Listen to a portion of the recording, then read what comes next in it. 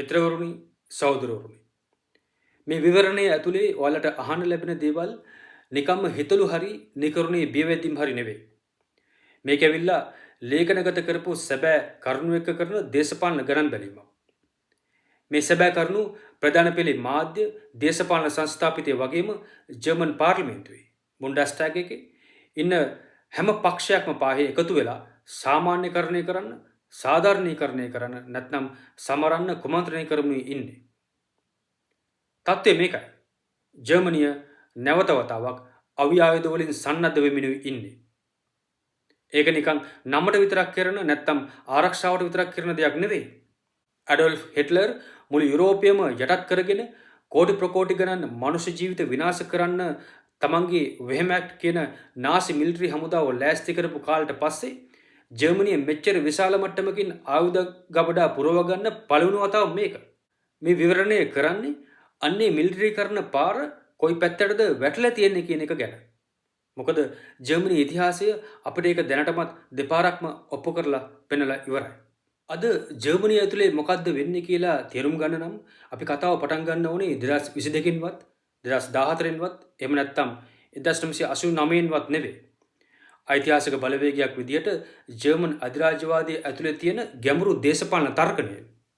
මේ 2022 වගේම 2014 වර්ෂය සන්ධිස්ථාන වෙන්නේ ඇයිද කියන එක මේ සාකච්ඡාව ඉස්සරහට අපි කතා කරනවා. 1989 කියන්නේ ඔයාලා හොඳින්ම දන්නවා නැගරීර හා බටහිර ජර්මනිය එක් කිරීම ආරම්භ කරපු බර්ලින් තාප්පේ බෙද දාපු වර්ෂය. ජර්මනිය මහා අධිරාජ්‍යවාදී බලවතුන් ලෝකේ තමන්ගේ පංගු බෙදා ගන්න මේසෙට ඇවිල්ලා වාඩි වුණේ සෑහෙන පරක් වෙලා. ඒ වෙනකොටත් බ්‍රිතාන්‍යයත් ප්‍රංශයත් ඇමරිකාවත් එකතු වෙලා මුළු ලෝකෙම තමන්ගේ යටත් විජිත සහ බලපෑම් කලාප විදියට බෙදාගෙන ඉවරයි. බිස්මාර්ක් යටතේ 1871 වගේ මෑත කාලයකදී තමයි ජර්මනිය යුනිෆයි කළේ. ඊටමත් බලවත් කාර්මික ආර්ථිකයක් ජර්මනියට තිබුණත් ඒකට හරියන තැනක් ලෝක දේශපාලන ක්‍රමය ඇතුලේ ඒගොල්ලන්ට තිබුණේ නැහැ. මේක ප්‍රතිඵලයක් විදියට මහා පිපුරුම්කාරී පරස්පරතාවයක් කොන්ට්‍රඩික්ෂන් එකක් නිර්මාණය වුණා. ඒ කියන්නේ එක පැත්තකින් මහා ආර්ථික බලයක් තිබුණා. හැබැයි අනිත් පැත්තෙන් අධිරාජ්‍යවාදී අභිලාෂයන් ඉටු කරගන්න බැරුව හිර වෙලා හිටියේ. ඉතින් ජර්මනියේ පාලක පන්තිය ලෑස්ති වුණේ යුද්ධය හරහා මේ පරස්පරතාවය විසඳ ගන්න. පළවෙනි ලෝක යුද්ධය කියන්නේ නිකම්ම අහම්බෙන් වෙච්ච දෙයක් නෙවෙයි. ඒක එක මිනිමරුමක හෝ එක වැරදි ගණන් බැලීමක ප්‍රතිඵලයක් නෙවෙයි. ඒක ඇවිල්ලා වෙළඳ පොළවල් සම්පත් සහ උපාය මාර්ගික ප්‍රදේශ අල්ලගන්න යුරෝපීය බලවතුන් දශක ගණනාවක් තිස්සේ කරපු අධිරාජ්‍යවාදී තරඟයේ කෝට ප්‍රාප්තිය. එතනදී ජර්මනියට විශේෂිත වුණු අරමුණු ටිකක් තිබුණා. ඒ අතරින් ප්‍රධාන එකක් තමයි නැගෙනහිර යුරෝපය තමන්ට යටත් කරගන්න එක. අනිත් එක බර්ලිනේ ඍජු පාලනයට යටත් වෙච්ච යුක්රේනය තුළ යටහත් රාජ්‍යයක් වසල් ස්ටේට් එකක් නිර්මාණය කරන එක. ඒ වගේම යුරෝසියානු භූමියේ තියෙන ධාන්‍ය ඛනිජ සම්පත් වගේම ශ්‍රම බලකාය තමන්ගේ පාලනයට ගන්න එක. හැබැයි ජර්මනිය ඒ යුද්ධයෙන් පෙරදුනා. වර්සයි ගිවිසුම හරහා ට්‍රීටි ඔෆ් වර්සයිල්ස් කියන එක ඒගොල්ලන්ට බොහොම නින්දා සහගත කොන්දේසි පැනවුණා. වයිමර් ජනරජයේ බිහි වුණේම මහා අර්බුදයක් මැද. ඒක පහලින් ආපු විප්ලවීය නැගිටිම් වලිනුයි ඉහළින් ආපු ප්‍රතිවිප්ලවීය මර්ධනයනුයි එකසේ හොලලා දාපු කාලයක්. 1929 දී ලෝක මහා ආර්ථික අවපාතය ඩිප්‍රෙෂන් එක කඩා වැදිලා රක්ෂා නැති අයගේ ප්‍රමාණය දරා ගන්න බැරි තරම් ඉහළ යනකොට ජර්මන් පාලක පන්තිය තමන්ගේ දයෝපගත තීරණය ගත්තා. ඒගොල්ලෝ බලය කම්කුරු පන්තිය අතට දෙනව වෙනුවට ඒක කෙලින්ම නාසිවාදීන් අතර බාර දුන්නා. හිට්ලර්ගේ වැඩපිළිවෙල කියන්නේ ජර්මන් අධිරාජ්‍යවාදයෙන් වෙනස් වෙච්ච එකක් නෙවෙයි. ඒක ඒ අධිරාජ්‍යවාදයේම අන්තගාමී කිසිම පාලනයක් නැති උපරිම ප්‍රකාශනය විතරයි. එයා නැවත වතාවක් අර නැගෙනහිර යුරෝපය අල්ලන අරමුණටම බැස්සා. හැබැයි මේ පාර ඒක මුළුමනින්ම ජනසංහාරක යුද්ධයක් war of extermination බවට පත් කරලා සෝවියට් දේශයට එරෙහිව මානව ඉතිහාසයේ වාර්තා වෙච්ච ම්ලේච්ඡතම මෙහෙයුම දියත් කළා. සෝවියට් පුරවැසියන් කෝටි 2.70 ලක්ෂයක් මිලියන 27ක් ඝාතනය වුණා. යුද සංහාරයෙන් ඒ කියන්නේ හොලොකෝස්ට් එකෙන් යුද ජීවිත 60 ලක්ෂයක් මිලියන 6ක් බිලිගත්තා. අද ජර්මන් ටැංකි නැවතවතාවත් ගමන් කරන ලිතුවේනියාවේ නාසි ආක්‍රමණය සිද්ධ වෙලා මාස කිහිපයක් ඇතුළත එහි හිටපු යුදෙව්වන් 2,10,000කින් 1,95,000ක්ම මරා දැම්මා. නමුත් ජර්මනිය ඒ යුද්ධයත් පෙරදුනා. රතු හමුදාවත් මිත්‍ර පාර්ශවීය බලවේතුනුත් එකතු වෙලා තුන්වෙනි රයිකයේ කුඩුපට්ටම් කරලා දැම්මා. නියුරම්බර්ග් නඩු විභාගයේදී සාමයට එරෙහිව කරපු අපරාධ වෙනුවෙන් ඒ කියන්නේ ආක්‍රමණශීලී යුද්ධයක් war of aggression සැලසුම් කිරීම සහ දියත් කිරීම කියන වරද වෙනුවෙන්ම නාසි නායකයන්ට මරණ දඬුවම නියම වුණා. එතකොට මුළු ලෝකෙම කිව්වේ නැවත කිසිදාක මෙවන්නක් සිදුවන්නට ඉඩ නොදෙමු never again කියලා. හැබැයි ලෝක සමාජවාදී වෙබ් අඩවිය කිසිම පැකිලීමක් නැතුව කෙලින්ම අහන ප්‍රශ්නය මෙන්න මේකයි. ඒ ගත්ත ආස්ථානය නැත්නම් නාසිවාදයෙන් සම්පූර්ණයෙන්ම වෙන්වීම කියන එක, ඒ වගේම නැවත කිසිදාක එවන් විනාශයකට ඉඩ නැත කියන එක ඇත්තටම ජර්මන් රාජ්‍යයේ පදනම ඇතුළට කවදා හරි කිඳා බහැලා තිබුණාද? උත්තරය තමයි නැහැ. නියුරම්බර්ග් නඩු වලින් අවුරුදු 12කට විතර පස්සේ, ඒ කියන්නේ 1957 වෙනකොට අලුතින් හදපු බුන්ඩෙස්වර් ජර්මන් ෆෙඩරල් හමුදාවට පත් කරපු ජෙනරාල්වරු සහ අඩ්මිරාල්වරු 44 දෙනාගෙන් එක්කෙනෙක් නේ අර හැමෝම ආවේ හිට්ලර්ගේ වෙහෙමාට් කියන මිලිටරි හමුදාවෙන්.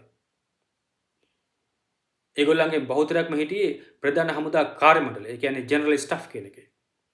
තවත් 300 දෙනෙක්ම ආවේ නාසි SS නායකත්ව බලකායෙන්. 1959 වෙනකොට ස්ථිර හමුදා නිලධාරීන් 14900ක් අතරින් 12360ක්ම හිට්ලර්ගේ හමුදාවේ හිටපු ප්‍රවීණයන් වෙටරන්ස්ලා. මිලිටරි ඉතිහාසඥයෙක් වන වොල්ෆ්‍රෑම් වෙට් ලේඛනගත කරලා පෙන්වන විදිහට මේ පුද්ගල පත්වීම් වල තිබුණු අඛණ්ඩතාවය නිසාම අලුත් හමුදාවත් ආපවර පරණ වෙහෙමැක්ට් හමුදාවේ සම්ප්‍රදායන් පැත්තටම හරවන්න ප්‍රධාන ප්‍රවණතාවයක් හැදුනා. බුන්ඩෙස්වර් කියන නම පවා සම්මත කරගත්තේ 1956 දී. ඊට කලින් අවුරුදු වෙනකම්ම ඒකට කිව්වේ අලුත් වෙහෙමැක්ට් හමුදාව කියලා. යුද්ධයෙන් පස්සේ ඇති කරපු සමතය කියන්නේ පරාජය නිසා ඒගොල්ලන් පිට පටවපු දේශපාලන සීමා කිරීම මිසක් ජර්මන් පාලක පන්තියේ ඇති වෙච්ච කිසිම පසුතැවීමක හෝ සදාචාරාත්මක වෙනසක ප්‍රතිඵලයක් නෙවෙයි. ඉතින් දැන් අවුරුදු 80කට පස්සේ අන්නේ පනවලා තිබුණ දේශපාලන සීමාවන් ක්‍රමානුකූලවත් සම්පූර්ණයෙන්මත් බෙදලා දමමින් තියෙන්නේ. මේ හැරවුම ප්‍රසිද්ධියම පටන් ගත්තේ 2022 පෙබරවාරි මාසෙදී. ඒ වෙලාවේ හිටපු චාන්සලර් ඔලාෆ් සෝල්ස් ජර්මන් පාර්ලිමේන්තුව ඉස්සරහට ඇවිල්ලා සයිට් ඇන්ඩ් වෙට්, ඒ කියන්නේ ඓතිහාසික හැරවුම් ලක්ෂයක් ප්‍රකාශයට පත් කළා. ජර්මනිය තමන්ගේ මිලිටරි ශේෂ්ත්‍රයේ වෙනුවෙන්ම විතරක් විශේෂ අරමුදලක් විදියට යුරෝපා බිලියන 100ක් කෝටි 10,000 වෙන් කරනවා කියලා එයා කිව්වා. ඒ වගේම දෙවන ලෝක යුද්ධයෙන් පස්සේ ඒ කාලේ පුරාවටම ජර්මනිය පවත්වාගෙන ආපු අර සංයමී යුගය දැන් ඉවරයි කියලා එයා කෙලින්ම ප්‍රකාශ කළා. හැබැයි මේ හැරවුමේ මුල වැටලා තිබුණේ ඊටත් වඩා ගොඩක් ඈතට. 2014 දී බර්ලිනය වොෂින්ටනයත් එක්ක ඉතාමත් සමීපව අත්පල් බැඳගෙන යුක්‍රේනයේ කියව් නගර සිද්ධ වුණු රාජ්‍ය විරෝධී කුමන්ත්‍රණයට කූවයකට පිටිපස්සෙන් ඉඳන් උදව් කළා. ඒ කුමන්ත්‍රණය මුළුමනින්ම පදනම් වුණේ ෆැසිස්ට් බලවේගයකට. ඒ වගේම ඒකෙන් සිද්ධ වුණේ බටහිර ගති පාලන තන්ත්‍රයක් බලයට ආපු එක. ඊට පස්සේ ඒ පාලන තන්ත්‍රය ක්‍රමානුකූලව ශක්තිමත් කරලා නේටෝ සංවිධානයේ ව්‍යෝහය ඇතුළට ඒකාබද්ධ කරලා රුසියාවත් එක්ක තියෙන ගැටුම තව උග්‍ර කරන්න ඒගොල්ලෝව පාවිච්චි කළා. නේටෝ සංවිධානය කිසිම නැවතීමක් නැතුව නැගෙනහිර පැත්තට තමන්ගේ සීමාවන් පුල් කරගෙන ගියා. ඉතින් 2022 පෙබරවාරි මාසෙදී රුසියාව යුක්‍රේනය ආක්‍රමණය කළේ බටහිර බලවතුන් විසින් හිතාමතාම දිගු කාලීනව කරපු මේ මූලෝපායික කුපිත කිරීම වලට දීපු ප්‍රතිගාමී උත්තරයක් විදියට. ඊට පස්සේ ඇතිවෙච්ච යුද්ධය යුරෝපීය පාලක පන්ති විශේෂයෙන්ම බර්ලිනය ගත්තම පාවිච්චි කළේ කිසිසේත්ම රාජතාන්ත්‍රික විසඳුමක් හොයන්න නෙවෙයි. ඒ වෙනුවට ඒගොල්ලොන්ට ඕන වුණේ මිලිටරි වශයෙන් රුසියාව තමන්ට යටත් කරගන්න වගේම නැගෙනහිර යුරෝපයේ පාලනය තමන්ගේ අතට ගන්න. ලෝක සමාජයේ වෙබ් අඩවිය ලේඛනගත කරලා හරියටම පෙන්වලා තියෙන විදිහට ජර්මනිය මෙතනදී ප්‍රජාතන්ත්‍රවාදය ආරක්ෂා කරනවා නෙවෙයි. ඒගොල්ලන් මේ ලුහු බඳින්නේ 1914 දීත් 1941 දීත් ලුහු බැඳපු ඒ පරණ අධිරාජ්‍යවාදී අරමුණම තමයි. ඒ කියන්නේ මුළු යුරෝපා මහද්වීපයේම ආධිපත්‍යය තමන්ගේ අතට ගන්න එක, යුක්‍රේනය පාලනය කරන එක වගේම රුසියාව තමන්ට යටත් කරගන්න එක. 2025 මැයි මාසයේදී ෆෙඩරික් මර්ස් චාන්සලර් විදියට පත්වීමත් එක්ක මේ ක්‍රියාවලිය අලුත්ම වගේම ගුණාත්මකව ගොඩක් භයානක අධීරකට මාරු වුණා. මර්ස් තේරිපත් වුණේ ඡන්ද විමසීමේ දෙවනි වටේදී. මේක යුද්ධෙන් පස්සේ ජර්මන් ඉතිහාසයේ කවදාවත් සිදු වෙලා නැති පෙරනිවුරු දෙයක්. ඒකෙන්ම පේනවා මේ ආණ්ඩුවේ තියෙන අස්ථාවර භාවය වගේම ඒක පටන් ගත්ත පළමු දවසේ ඉඳලම කොච්චර අන්ත දක්ෂිණාංශික ස්වරූපයක් ගත්තද කියන එක. ලෝක සමාජවාදී වෙබ් අඩවියේ දේශපාලන තක්සේරුවට අනුව ක්‍රිස්තියානි ප්‍රජාතන්ත්‍රවාදීන් සමාජ ප්‍රජාතන්ත්‍රවාදීන් එක්ක එකතු වෙලා හදපු මේ මර්ස් ක්ලිම්බේලි හවුල් ආණ්ඩුව කියන්නේ නාසි තුන්වෙනි රයිකය බිඳ වැටුණට පස්සේ ජර්මනියේ බලයට ආපු අන්තිම දක්ෂිණාංශිකම ආණ්ඩුව. මේ ආණ්ඩුව ඇත්තටම මොකද්ද කරමින් ඉන්නේ කියන එක ගැන අපි පැහැදිලි සාක්ෂියතුව කතා කරමු. 2025 ඔක්තෝබර් මාසයේදී ජර්මන් බුන්ඩෙස්වර් හමුදාවේ රහස්‍යගත ආයුධ බෙල ගැනීමේ ලේඛනයක්, ඒ කියන්නේ ප්‍රොකියුමන්ට් ඩොකියුමන්ට් එකක් එළියට පැන්නා. මේ ගැන පොලිටිකෝ වගේම ඩි වෙල්ට් කියන ප්‍රධාන මාධ්‍ය වාර්තා කරලා තිබුණා. ඒකෙන් හෙළි වුණේ ගොඩබිම, ගුවන්, මුහුද, අභ්‍යවකාශ වගේම සයිබර් ශේෂ්ත්‍රයේ ඔක්කොම වහගන්න විදියට යුරෝ බිලියන 377ක, ඒ කියන්නේ යුරෝ කෝටි 37700ක වගේ දැවැන්ත යලි සන්නද්ධ වීමේ වැඩපිළිවෙලක් ලෑස්ති කරලා තියෙනවා කියලා. මේක ගත්තම හිට්ලර්ගේ කාලෙට පස්සේ ජර්මනිය ඇතුලේ සිද්ධ වෙන ලොකුම මිලිටරි බලය ශක්තිමත් කිරීම. මේක නිකම්ම වචන හරඹයක් හරි අතිශෝක්තියක් හරි නෙවෙයි. මේක ලෝක සමාජවාදී වෙබ් අඩවියේ සෘජු දේශපාලන තක්සේරුව. මේ මුළු වැඩපිළිවෙලේම ප්‍රධාන කේන්ද්‍රස්ථානය තමයි රුසියාවට එරෙහිව යුද්ධ කරලා ඒක දිනන්න පුළුවන් මට්ටමේ හමුදාවක් නිර්මාණය කරන එක. ඒගොල්ලන් මිලදී ගන්න සැලසුම් කරලා තියෙන දේවල් අතර කිලෝමීටර් 2000කට වඩා වැඩි දුරක් විදින්න පුළුවන් ටොමොහොක් වර්ගයේ ක්‍රූස් මිසයිල් 400කුත් තියෙනවා. බර්ලින් නුවර ඉඳන් මොස්කෝව වලට තියෙන්නේ දල වශයෙන් කිලෝමීටර් 1600ක් විතරයි. ඒ කියන්නේ ජර්මනිය මේ මිලදී ගන්නේ රුසියාවේ හදවතටම වැදෙන්න කෙලින්ම ගහන්න පුළුවන් විදියට හිතාමතම සැලසුම් කරපු ආයුධ. මේක කිසිසේත්ම ආරක්ෂාවක් නෙවෙයි. මේක න්‍යෂ්ටික බලවේගයකට එරෙහිව ආක්‍රමණශීලී යුද්ධයක් කරන සූදානමක්. එතකොට මේකෙන් ලාභ ලබන්නේ කවුද? හිට්ලර්ගේ වෙහමැක්ට් හමුදාව ආයුධ වලින් සන්නද්ධ කරපු ඒ පරණ සමාගම තමයි. නාසි උදයාන්තරයට ආයුධ හදලා දීපු රේන් මෙටල් සමාගම යුරෝ බිලියන 88කට වඩා වටිනා ව්‍යාපෘති 53ක ප්‍රධාන ලයිස්තුවට ඇතුළත් වෙලා තියෙනවා. ඒ විතරක් නෙවෙයි. ඒගොල්ලොන්ගේ අනුබද්ධ සමාගම් වලට තවත් යුරෝ බිලියන 50ක් ගලාගෙන යනවා. ඒ සමාගමේ ප්‍රධාන විධායක නිලධාරී ආමින් පැපගර් හැන්ඩෙල්ස් බෙල්ට් පුවත්පතට බොහොම ආඩම්බරයෙන් කිව්වේ ඒගොල්ලන්ට දැන්ටමත් ලැබිලා තියෙන ඇණවුම් වල වටිනාකම යුරෝ බිලියන 65ක් වෙනවා කියලා. ඒ වගේම 2026 වෙනකොට ඒක යුරෝ බිලියන 120ක් දක්වා ඉහළ යන්න පුළුවන් කියලා එයා කිව්වා. 2030 වෙනකොට ඒගොල්ලොන්ගේ ආදායම යුරෝ බිලියන 40ත් 50ත් අතර මට්ටමකට එයි කියලා බලාපොරොත්තු වෙනවා. ඒකත් 120ක ශුද්ධ ලාභ ප්‍රතිශතයක් තියාගෙන. ඉතින් පැහැදිලිනේ යුද්ධය කියන්නේ ව්‍යාපාර වලට හොඳ ධන උල්පත්. මේ හැම දෙයකටම සල්ලි හොයාගන්න මර්ස්ගේ ආණ්ඩුව හර්ථ පක්ෂයේ සහ වාම පක්ෂයේ පූර්ණ සහයෝගයත් ඇතුව ජර්මන් ව්‍යවස්ථාවේ තියෙන ණය සීමා කිරීමේ නීතියෙන් මේ මිලිටරි වියදම් සම්පූර්ණයෙන්ම නිදහස් කළා. ඒ හරහා යුද ණය විදියට යුරෝ ට්‍රිලියනයක්, ඒ කියන්නේ යුරෝ කෝටි ලක්ෂයක් නිදහස් කරගන්න පාර හදාගත්තා. ජර්මනියේ ආරක්ෂක අයවැය 2027 වෙනකොට යුරෝ බිලියන 105.8ක් දක්වා ඉහළ දැමීමට නියමිතයි. 2030 වෙනකොට මූලික අයවැයෙන් විතරක්ම ඒක යුරෝ බිලියන 180කට කිට්ටු වෙනවා. එතකොට අර විශේෂ අරමුදල් ස්පෙෂල් ෆන්ඩ්ස් එක්ක යුක්‍රේනයට දෙන ආධාරත් එකතු කළාම මුළු යුද වියදම යුරෝ බිලියන 200ක් කෝටි 20000ක් ඉක්ම වෙනවා. එතකොට මේවට වන්දි ගෙවන්නේ කවුද? වැඩ කරන පන්තිය, කම්කරු මහ ජනතාව. මහ ජනතාවට දුප්පත්කම වෙනුවෙන් දීපු මූලික සුබසාධන දීමනාව, ඒ කියන්නේ බුර්ගර්ගෙල්ඩ් කියන එක දැන් මුලින්ම අහෝසි කරමුනේ තියෙන්නේ.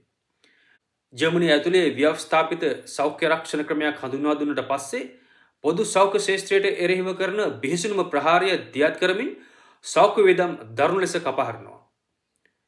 විශ්‍රාම වැටුප් කපනවා. පාසල් ඇතුළු වැඩියාවක් නැතුව විනාශ වෙලා යනවා. ආරක්ෂක ඇමති පිස්ටෝරියස් ජාතික ගුවන් විදුලියට ඇවිල්ලා කිසිම ලැජ්ජාවක් නැතුව මෙන්න මෙහෙමයි කිව්වේ. සුබ සාධන දීමනා සහ අධ්‍යාපනයෙන් මේ රට ආරක්ෂා කරන්න බෑ. යුද්ධයට බිලියන ගණන් සල්ලි. හැබැයි වැඩ කරන මහජනතාවට දැඩි කප්පාදු. ඔස්ට්‍රේලියා. මිලිටරි වාදයේ තියෙන සැබෑ සමාජීය තර්කණය මෙන්න මේ විදිහටයි මුළුමනින්ම හෙළිදරව් වෙන්නේ. 2026 අප්‍රේල් මාසයේදී ජර්මන් ආණ්ඩුව තවත් ගුණාත්මක පියවරක් ඉස්සරහට තියලා තියෙනවා. බුන්ඩෙස්වර් හමුදා ඉතිහාසයේ පළමු වතාවට ආරක්ෂක ඇමති බොරිස් පිස්ටෝරියස් සහ ප්‍රධාන හමුදා පරීක්ෂක කාස්ටන් බ්‍රෙයර් එකතු වෙලා පූර්ණ මිලිටරි උපාය මාර්ගයක් කම්ප්‍රහෙන්සිව් මිලිටරි ස්ට්‍රැටජි එකක් ඉදිරිපත් කළා. මෙතනදී වඩාත්ම වැදගත් කරුණ තමයි මේ උපාය මාර්ගයේ ප්‍රධාන කොටස් තාමත් රහසගතව තියාගෙන ඉන්න එක. ඒකෙන්ම ඒගොල්ලොන්ගේ තියෙන දේශපාලනික වංචනිකත්වය හොඳටම පැහැදිලි වෙනවා. හැබැයි මහජනතාවට ප්‍රසිද්ධ කරලා තියෙන ටික විතරක් බැලුවත් අපිට ඒකෙන් හොඳටම කරුණු වටහා ගන්න පුළුවන්. මේ මිලිටරි උපාය මාර්ගයේ ප්‍රකාශිත අරමුණ වෙන්නේ බුන්ඩෙස්වර් හමුදාව යුරෝපයේ තියෙන බලවත්ම සාම්ප්‍රදායික හමුදාව ඒ කියන්නේ ස්ට්‍රොංගස්ට් කන්වෙන්ෂනල් ආමි බවට පත් කරන එක වගේම යුරෝපා සංගමය සහ නේටෝ සංවිධානය ඇතුලේ ප්‍රධාන මිලිටරි බලවතා බවට ජර්මනිය පත් කරන එක. මෙතනදී රුසියාව තමයි ප්‍රධානම තර්ජනය විදියට නම් කරලා තියෙන්නේ. ඉතින් මේ හැම මිලිටරි සැලසුමක්ම ඍජුවම ඉලක්ක කරලා තියෙන්නේ න්‍යෂ්ටිකාවේ තියෙන රාජ්‍යයකට එරෙහිව පූර්ණ යුද්ධයක් කරන්න. ප්‍රධාන හමුදා පරීක්ෂක බ්‍රෙයර් මෙන්න මෙහෙම ප්‍රකාශ කළා තියෙනවා. මේ මිලිටරි මූලෝපාය ගොඩනැගිලා තියෙන්නේ යුරෝපයේ තියෙන ලොකුම ආර්ථික විදියට ජර්මනිය නේටෝ සංවිධානය ඇතුලේ මිලිටරිමය වශයෙන් උත් ප්‍රධාන නායකත්වයක් ගන්න ඕන කියන අදහස උඩ. විශේෂයෙන්ම මේ වගේ සංකීර්ණ සහ උග්‍රවීම පවතින තර්ජනාත්මක වටපිටාවකදී. මේක ඇවිල්ලා පරණ ප්‍රතිපත්ති සම්පූර්ණයෙන්ම වෙනස් කිරීමක්. පැරඩයිම් shift එකක්. වගේම ලෝකයේ දේවල් අපිට ඕන විදියට හැඩගස්වන්න අපිට තියෙන අයිතිය තහවුරු කිරීමක්. අපිට ඕන විදියට හැඩගස්වන්න අපිට තියෙන අයිතිය. බලන්න. කිසිම හැඟි හොරාවක් නැතුව තමන්ගේ අධිරාජ්‍යවාදී අභිලාෂයන් මේ වචන වලින් කෙලින්ම එළියට දාලා තියෙන හැටි. මේගොල්ලෝගේ ඉලක්කයන් දැක්කම ඇඟ කිලිපොලා යනවා. දැනට සක්‍රීය සේවයේ ඉන්නේ සොල්ඩාටන් සමුදා බටයන් 1,81,000ක් විතරයි. හැබැයි ඒක 4,60,000ක් දක්වා වැඩි කරන්න එයාලා ලෑස්ති වෙනවා. 1990 ඔක්තෝබර් මාසයේදී ජර්මනිය නැවත එකතු වෙනකොට අත්සන් කරපු 2+4 ගිවිසුමෙන් ජර්මනිය පොරොන්දු වුණා තමන්ගේ හමුදාව උපරිම 3,40,000කට සීමා කරනවා. ඒ වගේම න්‍යෂ්ටික ආයුධ පාවිච්චි කරන්නේ නැහැ කියලා. ඉතින් දැන් මේගොල්ලන් ඒ ගිවිසුම ප්‍රසිද්ධියම උල්ලංඝනය කරමුණු ඉන්නේ. දැන් ආණ්ඩුවේ සහ ප්‍රධාන පෙළේ මාධ්‍ය ඇතුලේ න්‍යෂ්ටික ආයුධ පාවිච්චි කරන එක බැහැර කරන්න බැරි දෙයක් මට්ටමටම සාකච්ඡා වෙනවා.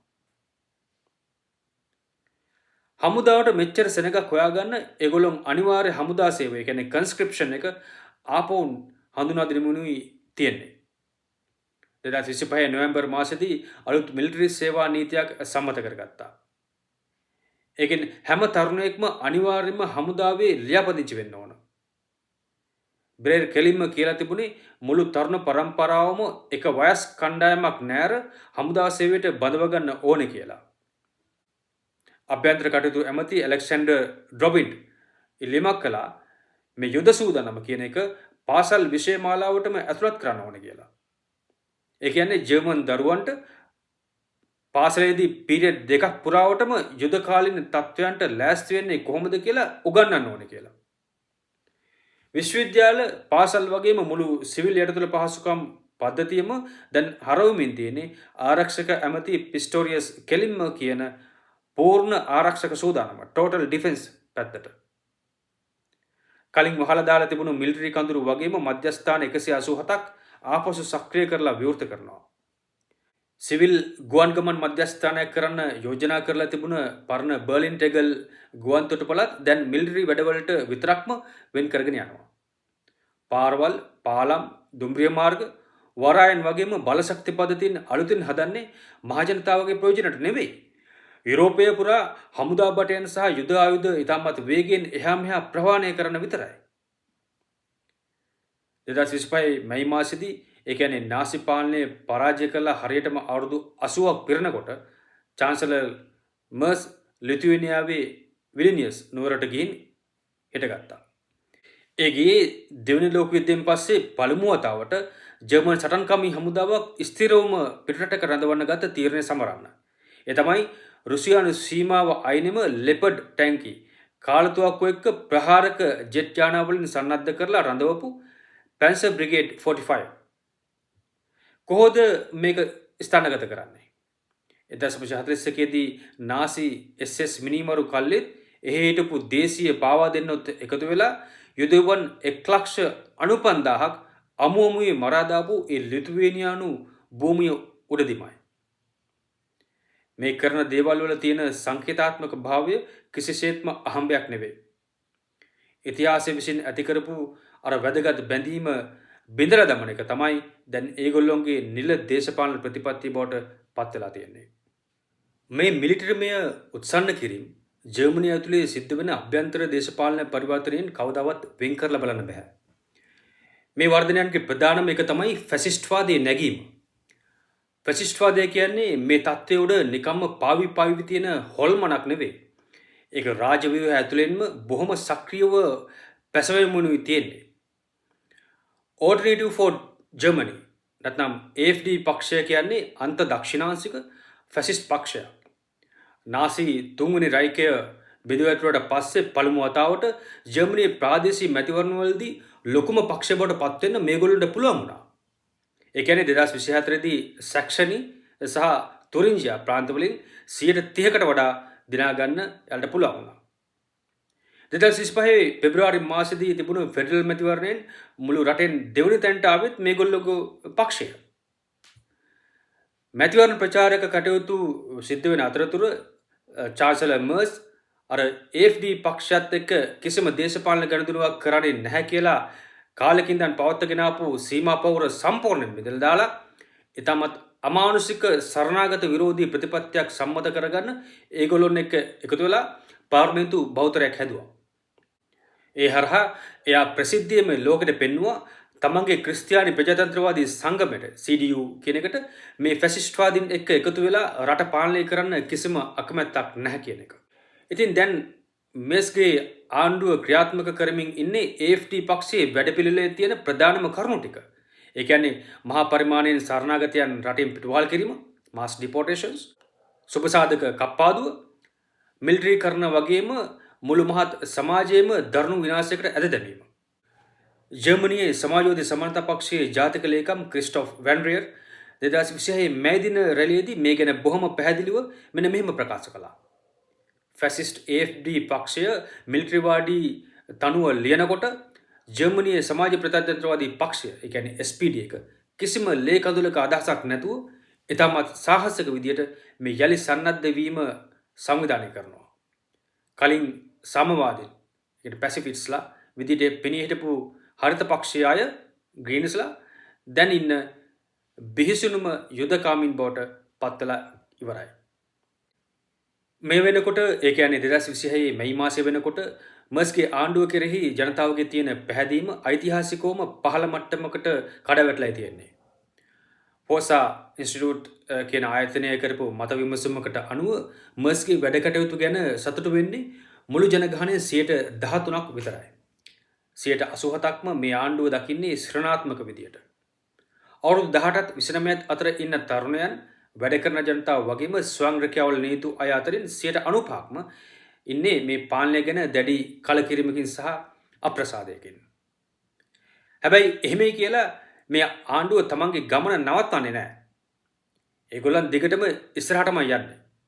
මේ වගේ මහජන විරෝධයක් තියෙද්දි විතරක් නෙවෙයි. ඇත්තටම කිව්වොත් මේ මහජන විරෝධතාවය නිසාමයි ඒගොල්ලන් තව තවත් වේගෙන් ඉස්සරහට යන්නේ. මොකද පාලක පන්තිය හොඳටම දන්නවා තමන්ගේ මේ යුද සහ අමතර පටිතද කිරීමේ කප්පාදු වැඩපිළිවෙල. එන වෝ ඇන්ඩ් ඔස්ට්‍රේටි කියන එක මහජනතාවගේ කැමැත්තෙන් කවදාවත් පටවන්න බෑ කියලා. ඒකට අනිවාර්යයෙන්ම ඒකාධිපති මර්ධනකාරී පියරවල් ඔතොරිටේරියන් මෙෂර්ස් ඕනෙමයි. අන්නේ නිසායි අනාගතයේදී බලයට ගේන්න පුළුවන් ආණ්ඩුවක් විදියට මේ ෆැසිස්ට්වාදීන්ව දැන් ඉඳලම ලෑස්ති කරන්නේ. AFD පක්ෂය කියන්නේ මේ පාලක සංස්ථාපිතය සටන් වදින මොකක් හරි අස්වාභාවික විකෘතියක් නෙවෙයි. ඒක ඇවිල්ලා පාලක පන්තියට ඕන වෙලාවට එළියට දාලා පාවිච්චි කරන්න දැනටමත් සූදානම් කරමින් ඉන්න දරුණු දේශපාලන මෙවලමක්. ජර්මනිය මේ විදියට නැවත ආයුධ වලින් සන්නද්ධ වෙන එක මුළු යුරෝපා මහද්වීපයේම යුද්ධයක් පැත්තට ඇදගෙන යන මහා බිහිසුණු ගමනේ කැපී පෙනෙනම ලක්ෂණය. හැබැයි මේක ජර්මනියට විතරක් සීමා වෙච්ච තනි රටක ප්‍රශ්නයක් නෙවෙයි. මේක ගත්තම යුරෝපීය අධිරාජ්‍යවාදයේ ලෝකයේ ඇතුලේ ස්වාධීන බලවේගයක් විදියට ආපහු තමන්ගේ බලය තහවුරු කරගන්න දරන උත්සාහයේ ඝනීභූත වෙච්ච උපරිම ප්‍රකාශනය. 1945න් පස්සේ ගොඩනගපු ඇට්ලැන්ටික් සාගරය හරහා දිවෙන මේ පැරණි ලෝක දේශපාලන ක්‍රමය ට්‍රාන්ස් ඇට්ලැන්ටික් ඕඩර් කියන එක දැන් සම්පූර්ණයෙන්ම කුඩුපට්ටම් වෙමිනුයි තියෙන්නේ. ට්‍රම්ප් ආපහු වතාවක් වයිට් හවුස් එකට ආවට පස්සේ ඒ කියන්නේ ඇමරිකාවේ බලයට පත්වීමෙන් එක්ක ඇමරිකාව සහ යුරෝපය අතර තියෙන ගැටුම කොච්චර උග්‍ර වෙලාද කියනවා නම් නේටෝ සංවිධානය සම්පූර්ණයෙන්ම විශ්වවාහරණ එක පවා දැන් සැබෑ ප්‍රශ්නයක් බවට පත් වෙලා තියෙනවා. ඉතින් ජර්මනියයි ප්‍රංශයයි ප්‍රමුඛ යුරෝපීය බලවතුන් මේකට උත්තර දෙන්නේ සාමය හොයලා නෙවෙයි. වොෂින්ටනයෙන් ඒ කියන්නේ ඇමරිකාවෙන් ස්වාධීන වෙලා තමන්ගේම අධිරාජ්‍යවාදී අරමුණු ඉටු කරගන්න උවමනා නිසා ඒගොල්ලන් තමන්ගේම මිලිටරි කරන වැඩපිළිවෙල තව තවත් වේගවත් කරමින් ඉන්නේ. පෝලන්තය තමන්ගේ දළදේශීය නිෂ්පාදිතයෙන් 5%ක්ම ආරක්ෂක වියදම් වලට වෙන් කරනවා. මේක නේටෝ සංවිධානයේ රටවල් අතරින් ඉහළම ප්‍රතිශතය. බෝල්ටික් කලාපයේ රටවල් ඉන්නේ ස්ථිරවම යුද සූදානමකින්. යුරෝපා සංගමයේ ඩ්‍රාගි කියන වාර්තාවෙන් මිලිටරි වැඩවලට යුරෝ බිලියන 100 ගණනක් වෙන් කරන්න කියලා ඉල්ලා සිටියා. ජර්මනියයි යුරෝපයේ ආයුධ කෙලින්ම රුසියාවේ හදවතටම ප්‍රහාර එල්ල කරන්න පාවිච්චි කරන අතරෙම යුරෝපයේ විදේශ ඇමතිවරු රුසියාවට එරෙහිව යුද්ධය තව තවත් දරුණු කරනවා කියලා ප්‍රසිද්ධියම තර්ජනය කරනවා. ජර්මනිය මුළු මහද්වීපය පුරාම මහා මිලිටරි කාර්මික ජාලයක් මිලිටරි ඉන්ඩස්ට්‍රියල් නෙට්වර්ක් එකක් ගොඩනගමිනුයි ඉන්නේ. රයින්මොටල් සමාගම බල්ගේරියාව ඇතුලේ වෙඩි බෙහෙත් සහ මිලිලීටර් 155 කාලතුවක් කුණ්ඩ හදන හවුල් ව්‍යාපාරයක් පටන් අරගෙන තියෙනවා. ජර්මන් ආයුධ නිෂ්පාදකයෝ තමන්ගේ කර්මාන්තශාලා සහ සංවර්ධන මධ්‍යස්ථාන කෙලින්ම යුක්‍රේනයේ ඇතුළෙම විවෘත කරමිනුයි ඉන්නේ. ජර්මනියේ ආර්ථික කටයුතු ඇමතිනි කැතරිනා රයිෂේ කේව් නුවරට ගිහින් මෙන්න මෙහෙම කිව්වා. යුක්‍රේනය කියන්නේ දැන් නිකම්ම ආධාර ලබන රටක් විතරක් නෙවෙයි. එකතු වෙලා වැඩ කරන්න ඒකාබද්ධ වෙන්න වගේම ආර්ථික වර්ධනයක් ලබන්න මෙතන මහා දෙවන්ත විභවයක් තියෙනවා. සෝවියට් දේශයට එරෙහිව නාසි පාලනය කරපු ජනසංහාරක යුද්ධයෙන් අවුරුදු 80කට පස්සේ ජර්මන් ප්‍රාග්ධනයේ නැවත වතාවක් යුක්‍රේනයේ ඇතුලේ තමන්ගේ කඳවුරු ගහමුනේ ඉන්නේ. හැබැයි මේ පාර එක කරන්නේ ප්‍රජාතන්ත්‍රවාදය කියන ලේබලය අලවගෙන. ලෝක සමාජවාදී වෙබ් අඩවිය අනුතරංගවලා තියෙන විදිහට මේ යුද උත්සන්න කිරීම වල තියෙන තර්කණය කෙලින්ම ගෙනියන්නේ යුරෝපය සහ රුසියාව අතර සෘජු මිලිටරි ගැටුමකට.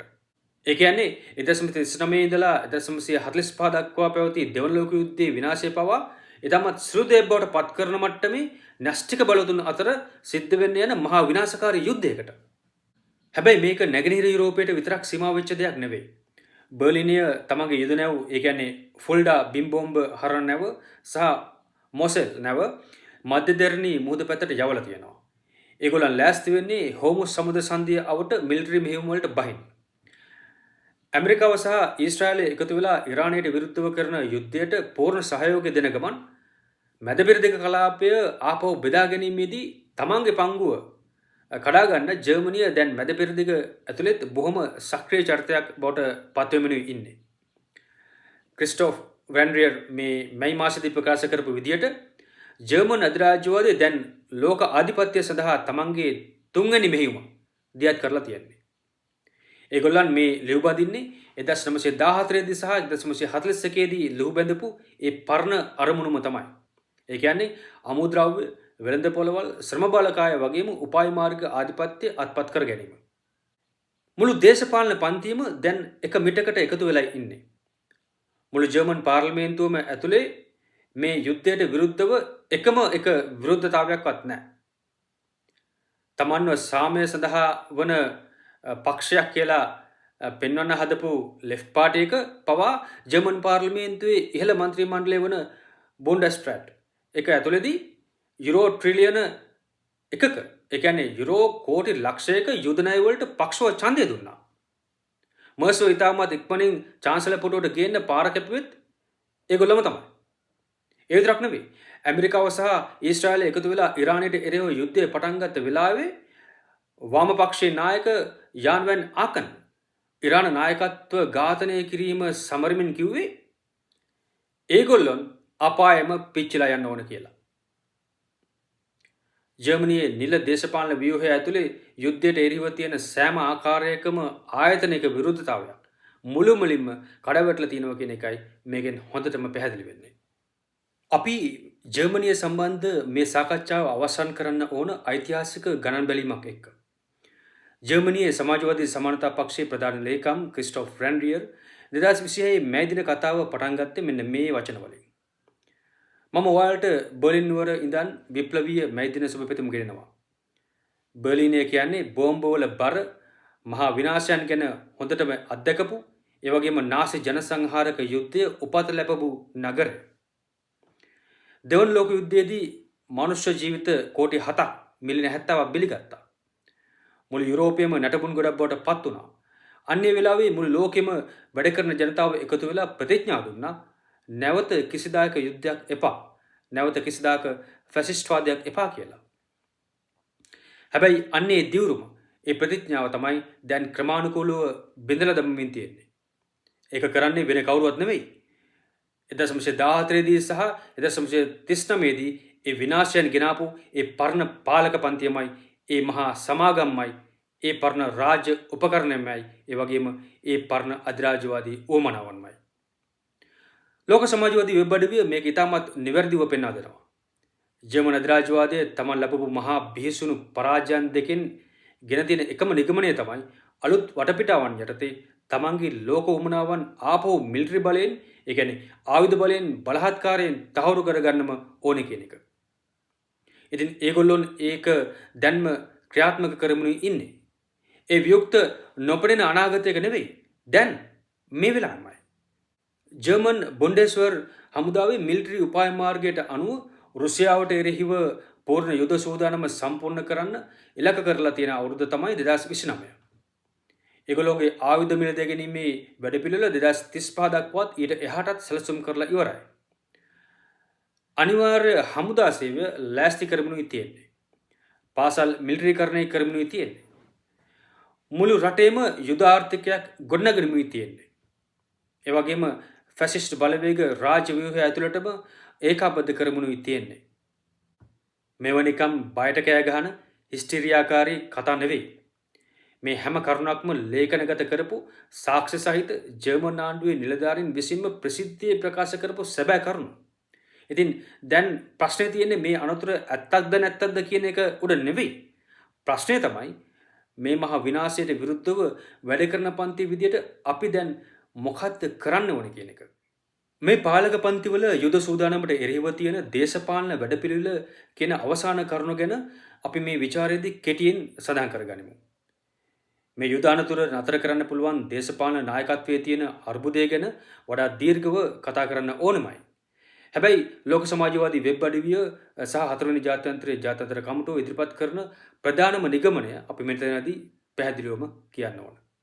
ෆැසිස්ට්වාදය සහ ලෝක යුද්ධය කරා යන මේ ගමන ධනපති ආණ්ඩුවලින් බැගෑපැත්ව ඉල්ලීම් කරලා පෙත්සම් වලට අත්සන් කරලා නැත්නම් හෙට වෘත්තීය සමිතිවල සහාය ඇතිව යුද ණය වලට පක්ෂව ඡන්දය දෙන්න බලාගෙන ඉන්න ඒ ව්‍යාජ පක්ෂයක හවුල් සන්දාන හදලා කවදාවත් නතර කරන්න බෑ. මර්ස්ගේ පාලන තන්ත්‍රයට උනත් ට්‍රම්ප්ට වගේම මුළු මහත් ජාත්‍යන්තර පාලක පන්තියටම වගේ බලපෑම් කරලා ඒගොල්ලොන්ව හොඳ ප්‍රතිපත්ති කරා හරවන්න පුළුවන්කමක් නැහැ. ජාත්‍යන්තර කම්කරු පන්තිය එකතු වෙලා ඒගොල්ලොන්ට එරෙහිව කෙලින්ම සටන් වදින්න ඕනේ සමාජවාදී වැඩපිළිවෙලක් මත පදනම් වෙලා. අන්නේ වැඩපිළිවෙලෙන් අදහස් කරන්නේ හැම ආකාරයකම අධිරාජ්‍යවාදී යුද්ධවලට කෙලින්ම විරුද්ධ වීම, ආයුධ නිෂ්පාදනය කරන මහා සමාගම් වන්දිරහිතව ජනසතු කිරීම, නේටෝ සංවිධානය මුලින්ම විසිරවා හැරීම වගේම යුරෝපයේ එක්සත් සමාජවාදී රාජ්‍යයක් වෙනුවෙන් සටන් වදින එක. මේක නිකම්ම ඈතක තියෙන හීනයක්, යුටෝපිය එකක් නෙවෙයි. තුන්වෙනි ලෝක යුද්ධයකට තියෙන සැබෑම සහ එකම විකල්පය මේක විතරයි.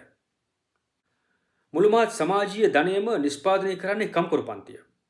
කම්කරුවන් නැතුව එකම එක යුද ටැංකියක්වත් හදන්න, පදවන්න, එකම එක ජෙට් යානාවක්වත් ව්‍යාසර කරවන්න, අඩුම ගානේ එකම එක යුද උණ්ඩ ප්‍රවාහන රථයක්වත් පාර දාන්න කාටවත් බෑ.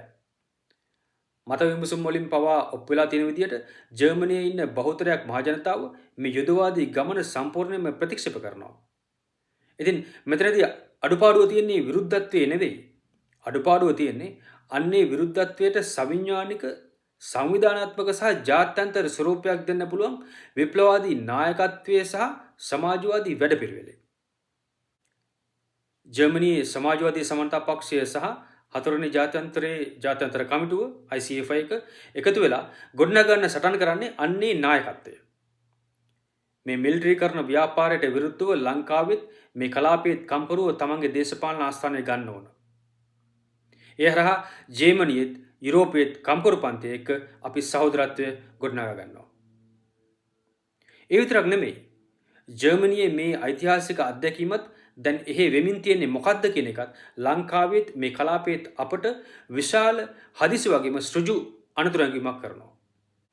ජර්මනියේ ෆැසිස්ට් බලවේගයන්ගේ වර්ධනය ලංකාවේ අපිට ගෙනෙන පණිවිඩය මොකද්ද කියන එක ගැන අවධානය යොමු නොකළොත් මේ සාකච්ඡාව අසම්පූර්ණයි. ඒ හින්දා තවත් මිනිත්තු කිහිපයක් අවධානය දෙන්න කියලා මම ඉල්ලනවා. මොකද මේ කියන්න යන දේ ලංකාවේ මිනිස්සුන්ගේ ජීවිතය හා මරණය පිළිබඳ ප්‍රශ්නයක්. අපි මේ විග්‍රහය පුරාවටම කතා කරපු විදිහට ජර්මනිය ඇතුලේ හිට්ලර්ට සමාජ පදනමක් හදලා දුන්නේ ධනවාදයේ තිබුණු ගැඹුරුම අර්බුදය.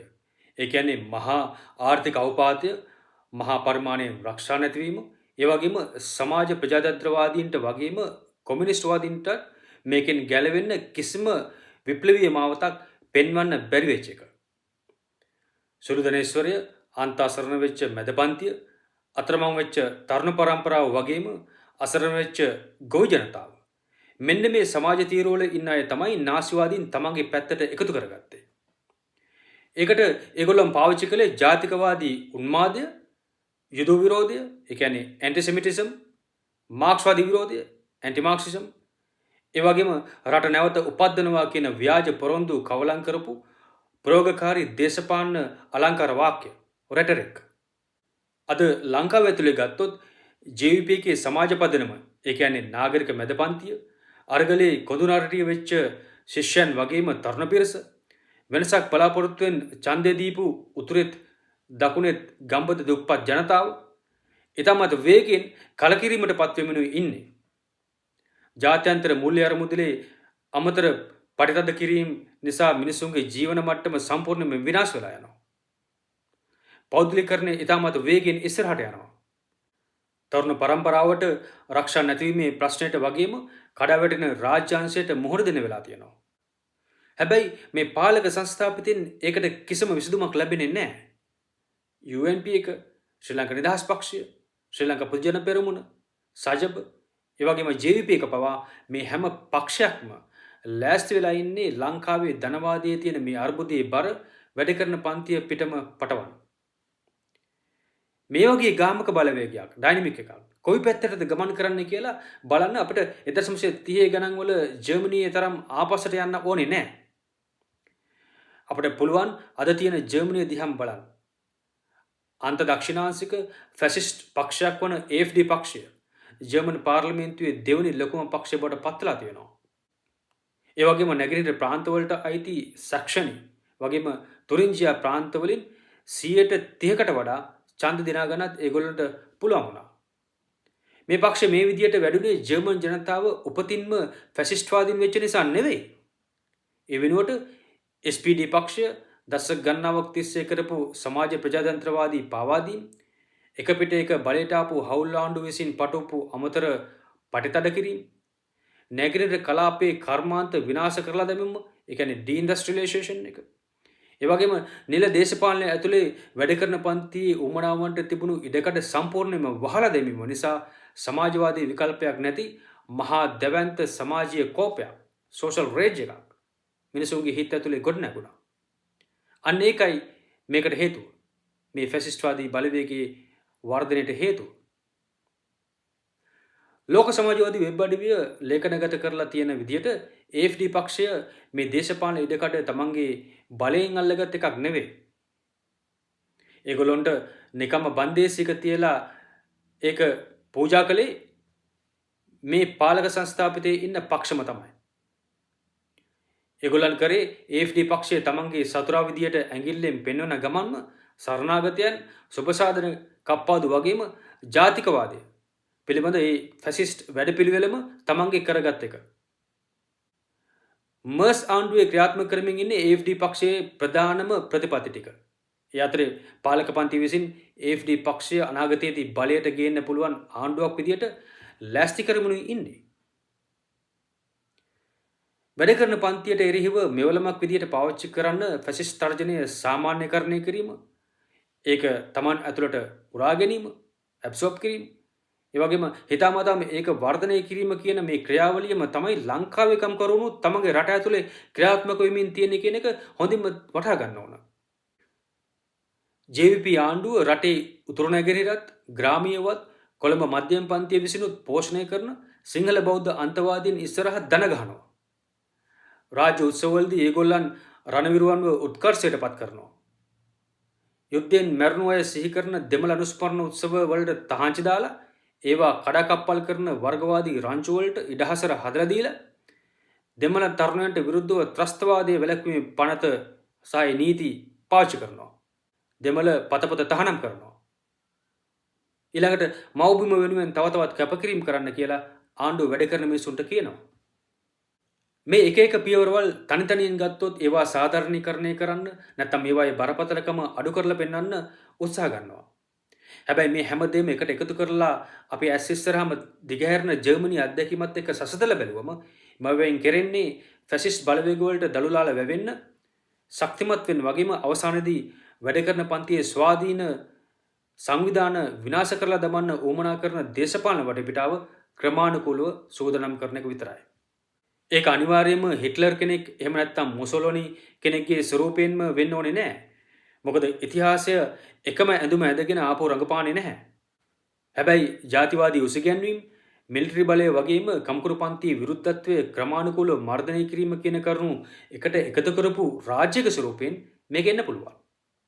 මේ වගේ තත්ත්වයන් යටතේ පාලක පන්තියට විකල්ප දෙකක් තියෙනවා. පළමු එක තමයි සමාජවාදී නායකත්වයක් යටතේ කම්කරු පන්තිය විප්ලවීය ලෙස පෙළගැස්වෙන එකට ඉඩ දෙන එක. දෙවෙනි එක තමයි එහෙම බලවේගයක් වළක්වන්න පහලින් එන ඕනෑම බරපතල අභියෝගයකට එරෙහිව ෆැසිස්ට්වාදී ක්‍රමවේදයන් පාවිච්චි කරන්න ලෑස්ති වෙන එක සහ ඒ වගේම මිලිටරි හා පොලිස් රාජ්‍ය උපකරණ ශක්තිමත් කරන එක, රණවිරු සංස්කෘතිය ඉස්සරහට දාන එක, සමාජීය කෝපය ජාතිවාදී මාවත් වලට හරවා යවන එක, ඒ කියන්නේ මුස්ලිම් ජනතාවත් දෙමළ ජනතාවත් ඉලක්ක බවට පත් කිරීම, දෙමළ තරුණයන්ගේ උද්ඝෝෂණ වගේම දෙමළ බෙදුම්වාදය නැවත නැගිටීම වගේ ඒවා ඉස්සරහට දාලා කම්කරු පීඩිත ජනතාව වාර්ගිකව බෙදලා දමන එක. ඒ කියන්නේ යුද්ධයෙන් විසඳන්න බැරි වුණු ජාතික ප්‍රශ්නය දෙකටම ගසා කෑම. කොහොම නමුත් කම්කරු පන්තියේ පීඩිත මහ ජනතාවගේ ඉදිරිගාමී බලය එක්සත්කම වැඩි වෙනකොට මේ වර්ගවාදී උද්ඝෝෂණ වලටයි ඒ නඩවලටයි තියෙන බලය බිඳ වැටෙනවා. 2022 අරගලයේදී අපි දැක්කේ ඒක. එදා මැයි 18 වෙනිදා ගෝල්ෆෙස් අරගල භූමියේදී මුල්ලිවයික්කාල් ජනසංහාරය පවා අනුස්මරණය කරා. සිංහල වර්ගවාදීන්ට ඒවට මොනවත් කරන්න පුළුවන් වුණේ නැහැ. නමුත් අද ඒ වර්ගවාදීව උඩ පනිනවා. ඒ වගේම ආණ්ඩුව රණවිරුව උඩ දාන ගමන් මිලිටරිකරණ සංස්කෘතිය වර්ධනය කරනවා. JVP ජාතික ජනබලවේග ජනාධිපතිවරණ ප්‍රචාරක ව්‍යාපාරය ගැන ලෝක සමාජවාදී වෙබ් අඩවිය වගේම thesocialist.lk මගින් කරපු දේශපාලන තක්සේරුවේදී කලින්ම අනතුරු ඇඟෙව්වා මේගොල්ලන් බලයට આવොත් කම්කරු පන්තිය බෙදලා දමන්න වගේම මර්ධනය කරන්න තමන් කාලෙක ඉඳන් එකතු වෙලා වැඩ කරන ආරක්ෂක අංශ වගේම ජාතිවාදී උසිගැන්වීම් පාවිච්චි කරමින් එතමත් වේගයෙන් වැඩ කරන පන්තියත් එක්ක විවෘත වගේම ප්‍රචණ්ඩකාරී ගැටුමකට එළඹෙනවා කියලා. ශ්‍රී ලංකාවේ සමාජවාදී සමන්ත පක්ෂයේ විප්ලවවාදී වාම කණ්ඩායම හැටියට එදා අපි මෙන්න මෙහෙම කිව්වා. දේශීය හා ජාත්‍යන්තර මාධ්‍ය ආයතනවල ව්‍යාජ නිරූපණයන්ට පටහැනිව සමාජවාදී ප්‍රතිසංස්කරණ වලට කිසිදු සම්බන්ධයක් නැති ජාතික ජනබලවේග ආණ්ඩුව තුළ කම්කරු පන්තියට සැනසීමක් නොලැබෙනු ඇත. පාර්ලිමේන්තුව තුළ පුළුල් දේශපාලන බලයක් ඇති ජාතික ජනබලවේග ජවිප ආණ්ඩුව වැඩවර්ජන කිරීමට ඇති අයිතිය ඇතුළුව කම්කරු පන්තියේ ප්‍රජාතන්ත්‍රවාදී අයිතීන් කප්පාදු කරන නීති පැනවීමට පසුබට නොවනු ඇත. වර්ගවාදය ඇතුළු අනුප්‍රාප්තික ආණ්ඩු විසින් භාවිතා කරන ලද සාම්ප්‍රදායික යාන්ත්‍රණ සහ රාජ්‍ය මර්ධනයේ ක්‍රමවලින් ඔබට ජාතික ජනබලවේග ආණ්ඩුව තමන්ගේම මෙවලම් දෙකක් පාවිච්චියට ගනු ඇත. ඒ වෘත්තීය සමිති නිලධාරිය සහ රටේ ග්‍රාමීය සහ නාගරික ප්‍රදේශවල හොඳින් ජාලගත වූ ජාතික ජනබලවේග ජවිප සුළු ධනේශ්වර කොටස්ය. මෙම බලවේග 1980 ගණන් අගභාගයේදී ඔවුන්ගේ අඳුරු ඉතිහාසය ප්‍රතිනිර්මාණය කරමින් දේශපාලන විරුද්ධවාදීන්ට සහ කම්කරු පන්තියට එරෙහිව ෆැසිස්ට්වාදී බලවේග ලෙස බලමුළු ගැන්විය හැකිය. මෙය කම්කරු පන්තියට දැඩි අනතුරු ඇඟවීමකි. අන්නේ දේශපාලන පුරෝකථනය දැන් පියවරෙන් පියවර සැබෑවෙමිනුයි තියෙන්නේ. ලංකාවේ වැඩ කරන පන්තිය වගේම තරුණ පරම්පරාව ජර්මනියේ මේ ඉතිහාසයෙන් ගත යුතු පාඩම් ඉතාමත් බරපතල විදිහට සලකා බලන්න ඕනේ. ජර්මනිය ඇතුලේ ෆැසිස්ට්වාදයේ අනතුර සම්පූර්ණයෙන්ම ඇහැට පේන මට්ටමට එනකොට දශක ගණනාවක් තිස්සේ සමාජ ප්‍රජාතන්ත්‍රවාදීන් වගේම ස්ටැලින්වාදීන් කරපු පාවාදීම් නිසා සංවිධානාත්මක කම්කරු ව්‍යාපාරය ඒ වෙනකොට සෑහෙන දුර වෙලා තිබුණේ. ඒකට මැදිහත් වෙන්න තිබුණු අවස්ථාව සෑහෙන පට වෙලා තිබුණේ. ලෝක සමාජවාදී වෙබ් අඩවිය ලේඛනගත කරලා තියෙන විදිහට අන්නේ සමාන ගාමක බලවේගයම තමයි අද ලංකාව ඇතුළේ ක්‍රියාත්මක වෙමින් තියෙන්නේ. ඒ කියන්නේ ව්‍යාජවාම පක්ෂ, වෘත්තීය සමිති නිලධාරීවාදය වගේම මහජන විරුද්ධත්වයේ ආපසු ධනපති දේශපාලනය ඇතුළෙම ඔබන්න කටයුතු කරන හොර සමාජවාදීන්ගේ පාවාදීම. විප්ලවවාදී නායකත්වය වහවහ වැඩ කරන මහජනතාව ඇතුළේ ගොඩනගන්න ඕන ශක්තිමත් කම්කරු ව්‍යාපාරයක් ගොඩනගන්න ඕන මෙන්න මේ අනතුර නිසාමයි. මේ සම්බන්ධව තවත් ගැඹුරු විශ්ලේෂණ කියවන්න ලෝක සමාජවාදී වෙබ් අඩවියටත් thesocialist.lk වෙබ් අඩවියටත් පිවිසෙන්න. මේ විවරණය නැවත අහන්න. අධ්‍යයනය කරන්න. මේ පොඩ්කාස්ට් එක හැමෝම අතරේ ෂෙයා කරන්න. channel එක subscribe කරන්න. ඒ වගේම හතරවෙනි ජාත්‍යන්තර කමිටුවේ වැඩපිළිවෙල එක්ක සක්‍රියව එකතු වෙන්න කියලා මම ඔයාලගෙන් ඉල්ලනවා. නැවත හමු වෙමු අරගලය පෙරටම.